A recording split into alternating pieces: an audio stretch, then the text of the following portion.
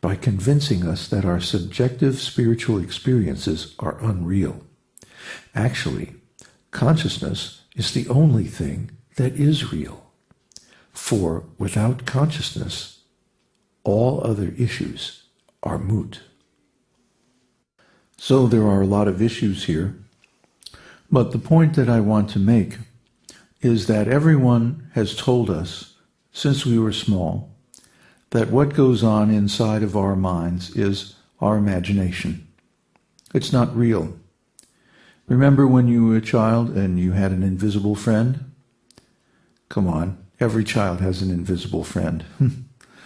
It's called the supersoul. God is within our hearts and he goes with us everywhere.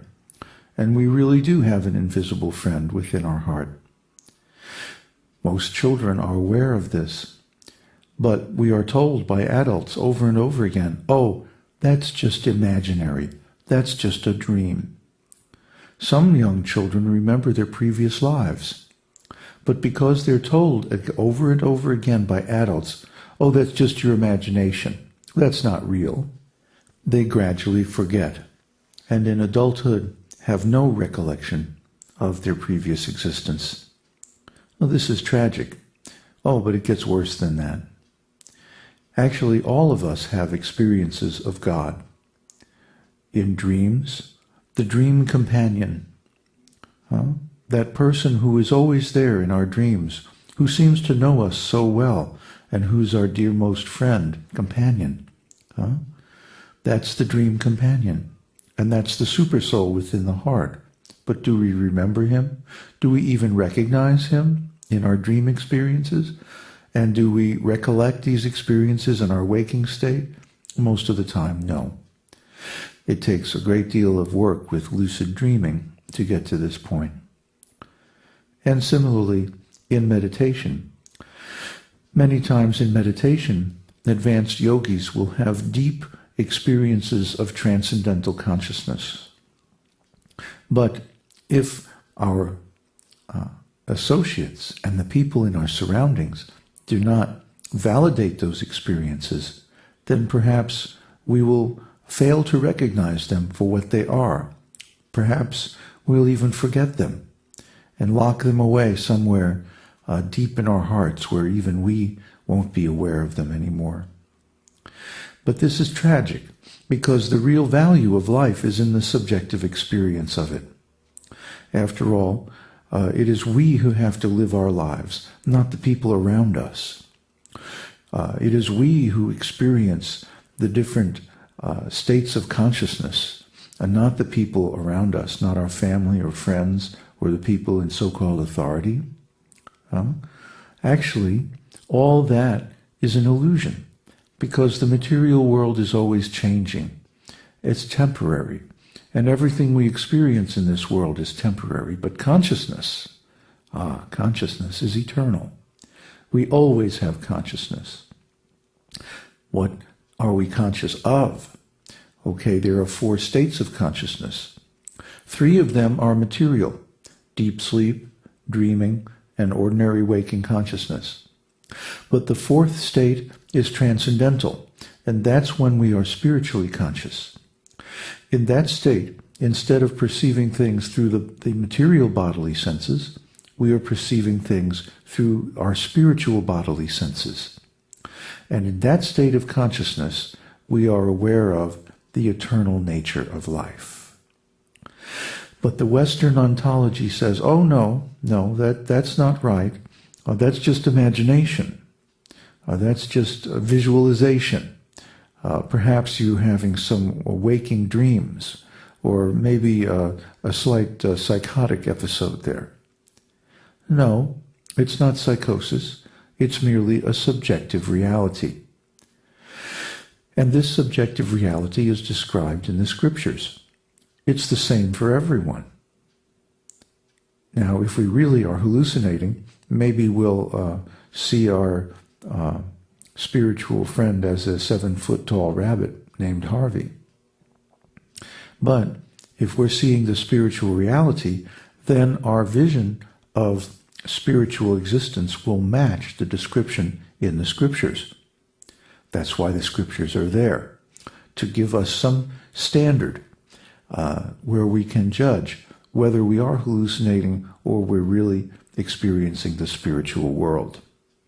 So what do the scriptures say? The scriptures say that we go through all these different stages of consciousness, yet we can look back and remember them. Therefore, we are transcendental to them. It's just like we can walk on a road and go past many different types of landscapes. But none of those landscapes are really ourselves. At the end of the road, we come to our home where we live, and that's our real existence. So similarly, in this life, we go through many different stages of consciousness and many different types of experiences, but our real self is transcendental to all of them. Our real self is our spiritual body. So the goal of life, the aim of life, is to attain this spiritual body.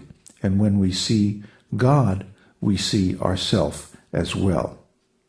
Just like in the Bible, it's described that Jesus was praying in the Garden of Gethsemane, and he was speaking to God face to face, person to person, having a conversation.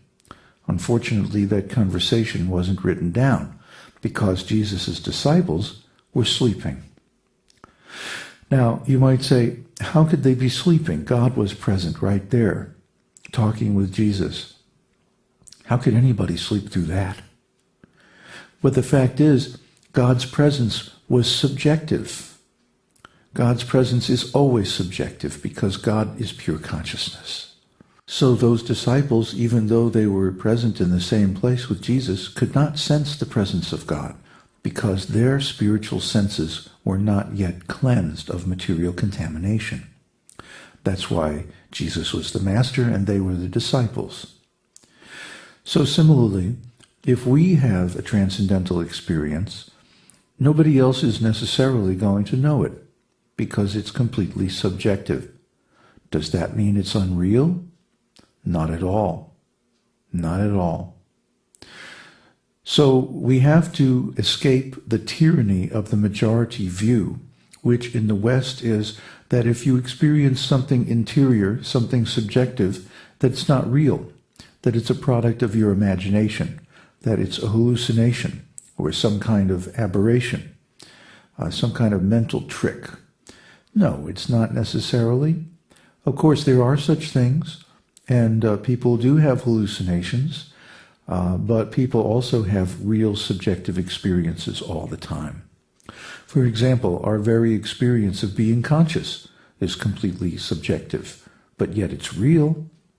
I am conscious, and you are conscious, or you wouldn't be listening to this. So you can understand that you are conscious, but you cannot directly observe anyone else's consciousness. That means consciousness is subjective. Well, that's all right. That doesn't mean that consciousness doesn't exist. It just means that it's not part of this material world. Consciousness is transcendental. Therefore, our own consciousness is the proof of the existence of the transcendental world. It's the proof of the existence of God and the spiritual world. And it's the proof of the existence of a process whereby we can transfer our existence from this temporary material world to the spiritual world, where we can live eternally in our perfect body.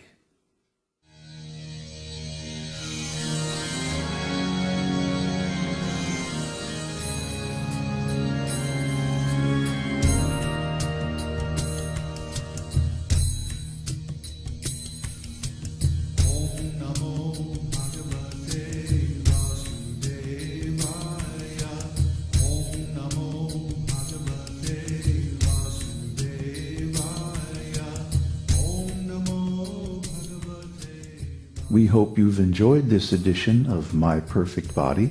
This is David Hughes, your host, reminding you to visit us on the web at esotericteaching.org, where you can purchase the complete Esoteric Teaching Introductory Seminar DVD and many CDs of transcendental music and mantras.